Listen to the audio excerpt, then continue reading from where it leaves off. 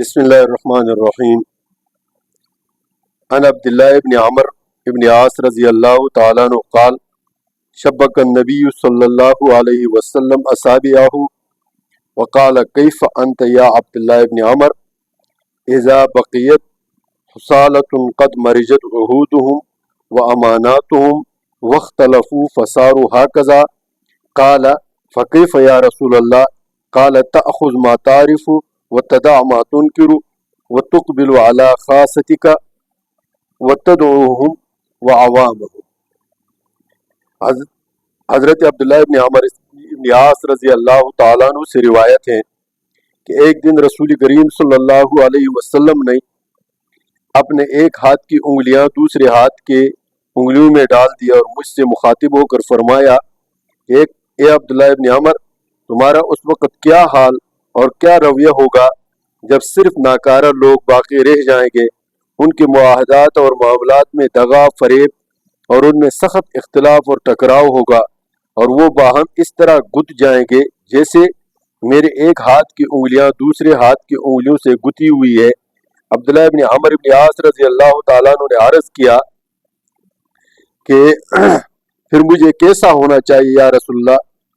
یعنی اس فساد عام کے زمانے میں مجھے کیا کرنا چاہیے؟ تو آپ صلی اللہ علیہ وسلم نے ارشاد فرمایا کہ جس بات اور جس عمل کو تم اچھا اور معروف جانو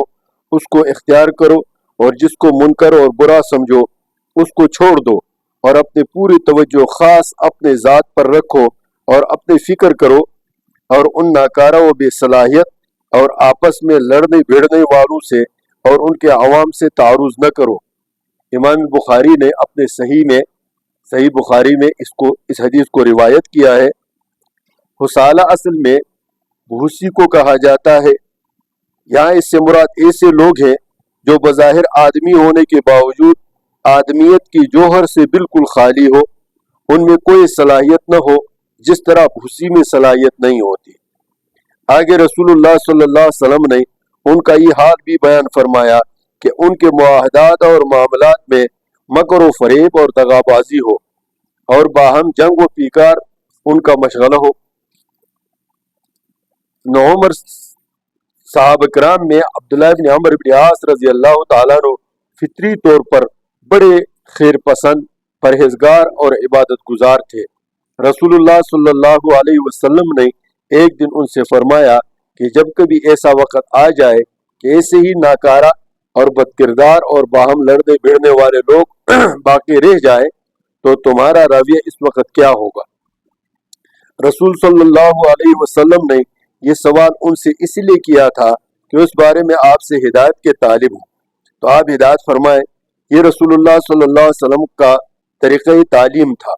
چنانچہ انہوں نے رسول اللہ صلی اللہ علیہ وسلم سے دریافت کیا، اور آپ نے جواب دیا کہ جس کا حاصل یہ ہے کہ جب واسطہ ایسے ہی لوگوں سے ہو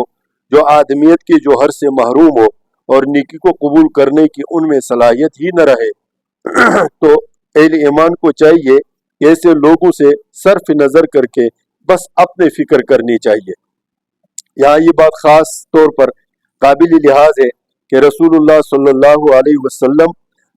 قیامت تک کے مسلمانوں کو جو ہدایت دینا چاہتے تھے اس کا مخاطب صحابہ کرام ہی کو بناتے تھے۔ اللہ تعالیٰ ان اصحاب کرام اور ان کے بعد والے راویان حدیث کو جزائے خیر عطا فرمائے کہ انہوں نے حضرت صلی اللہ علیہ وسلم کی یہ ہدایات بعد والوں تک پہنچائے، اور ائمہ حدیث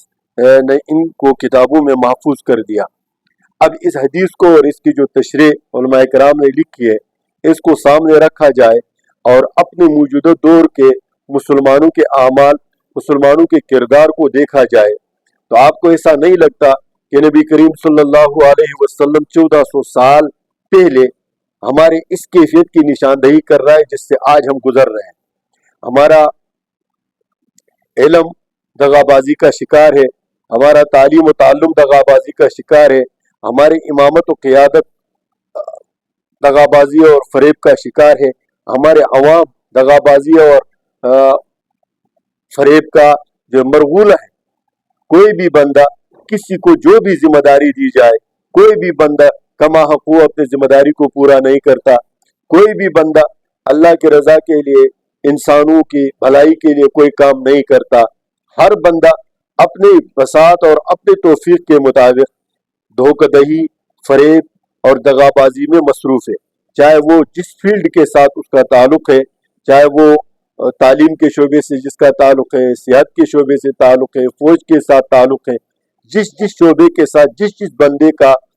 دسترس حاصل ہے وہ اس میں دغابازی اور فریب سے کام لیتا ہے۔ اس سے بھی بات یہ ہے کہ ہمارے معاشرے میں احسان کرنا، نیکی کرنا، کسی کی بھلائی کرنے کا تصور ہی ختم ہوتا جا رہا ہے، اور نبی کریم صلی اللہ علیہ وسلم نے اسی کیفیت کو آج سے 1400 سال پہلے